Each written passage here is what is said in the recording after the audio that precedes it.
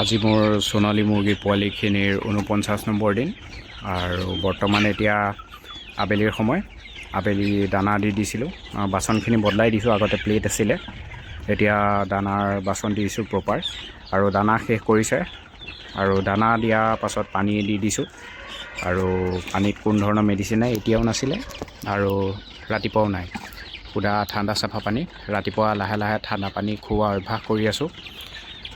খুব সম্ভৱ 50 দিনৰ পাছত সম্পূৰ্ণ ঠাণ্ডা পানী দিবলৈ চেষ্টা কৰিম।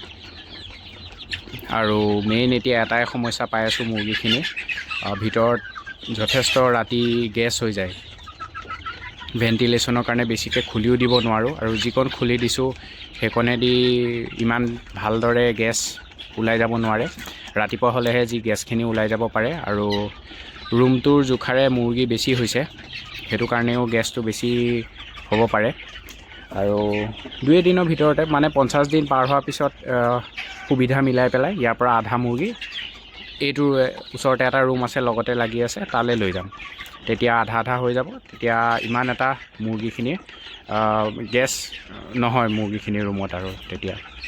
আৰু বাকী মেডিচিন বুলি ক'লে মেডিচিন সপ্তাহত এবাৰ লিভাৰ টনিক আৰু এবাৰ মাল্টিভিটামিন দিওঁ, ভিটামিন মিনাৰেল এনেকৈ থকা।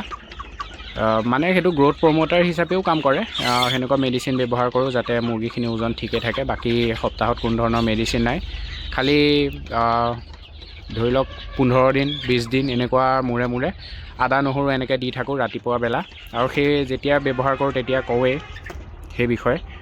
আৰু এতিয়া বৰ্তমান বহুত দিনৰ হ'ল আদা নহৰু দিয়া হোৱা নাই, আৰু যেতিয়া দিছোঁ কৈ দিছোঁ।